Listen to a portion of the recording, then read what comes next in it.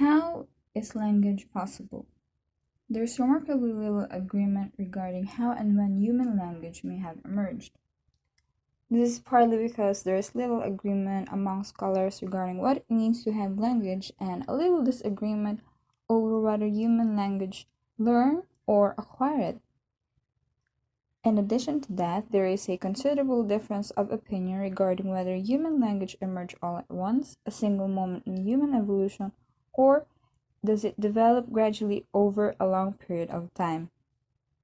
In addition to that, whether human language is qualitatively or quantitatively different from other kinds of communication is argued also. There are two important reasons why there is so little agreement. The first thing is, it is extremely difficult to design ethical experiments with human living children to pinpoint the ways in which they learn or acquire language, and the second is, it is impossible to find language itself in the fossil record, which makes it only limited to observation, analysis, and speculation, and using everything we know about anthropology and even drawing on related fields such as neurology, biology, psychology, and cognitive science. Theories about language beginnings. Language origins is a popular topic of discussion in the Europe during 1700s and 1800s. Philosophers and linguists proposed fanciful sorts of theories, presented and defended them vigorously. They suggested that language began as people imitated animal calls, or the bow wow theory. They also suggested that language began as people expressed pain or emotion, or the poo-poo theory. Another thing is that language began as people noticed that certain objects have unique imitable sounds of their own, or the ding-dong theory. They also suggested that language began as people worked together, or the yuhaho theory, and as people agreed among themselves about which sound ought to represent which items and ideas. That is what we call the social contract. Although these theories were all speculative because there's really no way to prove or disprove them, during the 1866, the members of the Linguistic Society of Peru voted to ban any further publication of scholarly papers on the subject. But by the second half of the 20th century, scholars, linguistic anthropologists reopened the discussion, and by that time they had a century's worth of research and data to draw on, and discussions were far more interdisciplinary in nature. How? Data from all four fields of anthropology could be brought together in an attempt to solve the puzzle of language origins. From understanding how language is structured to seeing how it is learned and used in contemporary cultures, understanding the complex interrelationships of language and culture to interpreting the archaeological record concerning early cultures, understanding the physical prerequisites for language production to interpreting the fossil record concerning biological possibilities in early humans, and understanding language as part of human heritage to exploring the human genome and discovering some of the genetic components associated with it. The evolution of language, one complex organ or complex set of traits. According to theoretical linguists, language is a phenomenon to have evolved slowly over time by a series of random mutations. Instead, they argued in a quite simple, punctuated equilibrium model that language is a specific human activity, coming to the existence of the human brain forming a language organ similar to. The result is that all humans are thought to carry a kind of universal grammar in their brains as part of their genetic makeup.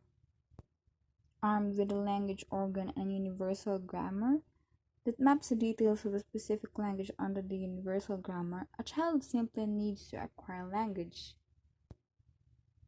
It also means that once you understand the universal characteristics of language, you should be able to create meaningful theories about the way that language first became possible in humans, as well as how specific languages are acquired by contemporary human children. Linguistic anthropologists, on the other hand, argue that language is so completely intertwined with culture that language and culture must have evolved together, influencing one another in the process and ultimately shaping what it means to be human. Recognizing human infants may be born with unique linguistic abilities, this model argues that both human capacities and the context in which language is actually learned are central to the development in human language. We study the origins and acquisition of language and context. Born into a speech community, a child will learn a language, discovering how to speak and use that particular language by interaction with the individuals who speak it. Each variety of language is differently shaped by the community of individuals who uses it, as well as the social situations in which they use it. As a child learns a language, they also learn their culture and develop their cognitive capabilities. That's why it will take four-field approach in discovering how and when human language became and remains possible. Four-field approach. This is truly an area in which all subfields of anthropology need to work together. From physical anthropology that asks what makes it physically possible for language to emerge? What clues do we need to look for? Where in the fossil record can we find them? From the standpoint of archaeology, what kind of evidence exists for the beginnings of culture? And they identify relevant clues and to search for them in the archaeological record. From the standpoint of cultural and linguistic anthropology, it asks how language became possible. There is what we call a triangulation process that uses as much information from as many different research areas as possible to understand how and when the breakthrough to language could have occurred. Triangulation is a cornerstone of good research in anthropology. Now, we define language and differentiate it with communication. Of course, both of these words are difficult to define. However, scholars define communication as the broadly sending of signal, and language, on the other hand, is used for transmitting and responding in a variety of ways. Others define communication narrowly as sending and receiving of signals, and communication takes place when signal is sent and receives and evokes a response in receiver. Using the most restrictive of these definitions, it is easy to see that both humans and animals communicate. Communication, however, is limited to what it can transmit. Language, on the other hand, is capable of transmitting unlimited kinds of information. In addition, communication seems limited in what kinds of response it can evoke, while language appears capable of evoking an unlimited range of responses. We use varied monkeys as an example. They have three specific kinds of warning sounds, one for leopard, one for eagle, and one for snake. If they hear one for leopard, they drop what they are doing and climb up in trees. And if they hear one for eagle, they duck for cover. If they hear one for the snake, they rise up and search the grass around them. But their responses are as limited as their signals. Birds can be said to have communication system, but they don't have a language. Humans, on the other hand, use language for transmitting and responding in a variety of ways.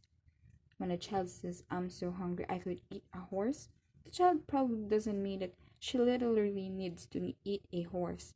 The child's parents might respond by making a peanut butter sandwich for the child, or by telling the child to search in the refrigerator for something to eat, or by telling the child to wait for supper, or in any of the many other ways you can think of that they might reasonably respond to the child's statement.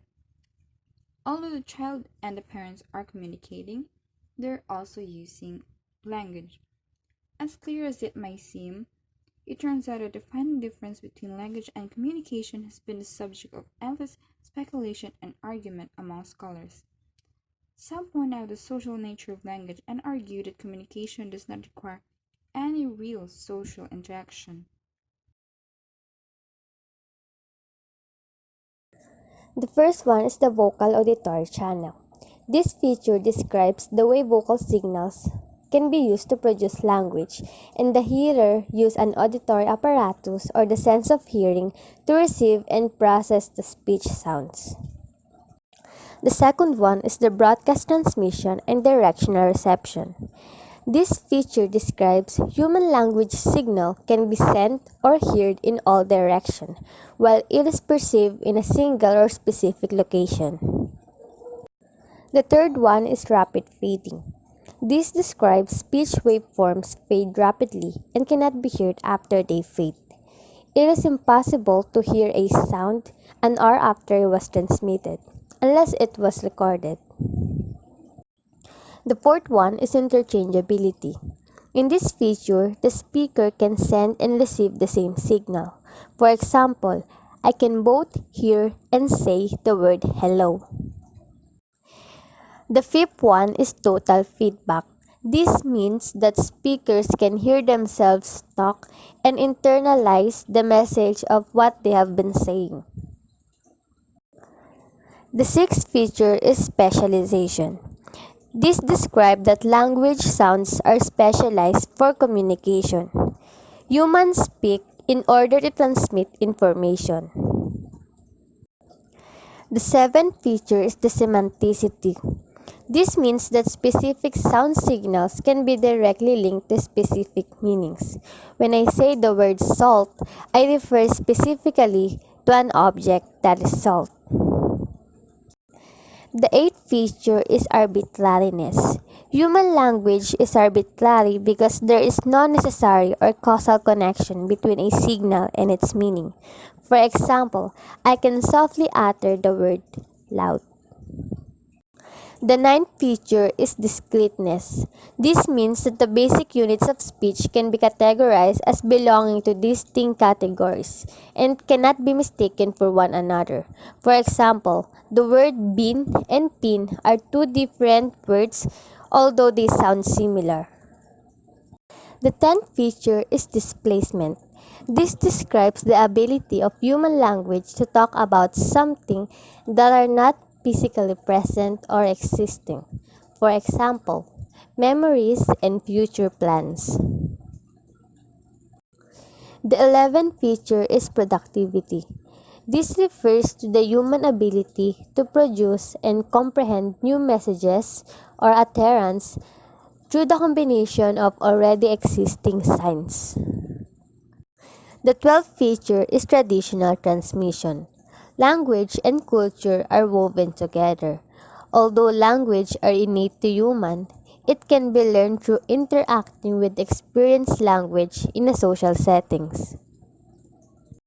The last feature is the duality of patterning. It is one of the most important features of a language system, and it is a combination of the features of discreteness and productivity. For example, the English word cat is composed of three sounds which are meaningless when they stand alone. However, the question is, how did these features transform into language?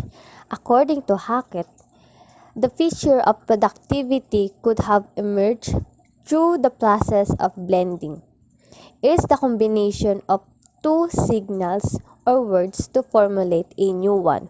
For example, the word breakfast and lunch could transform into brunch.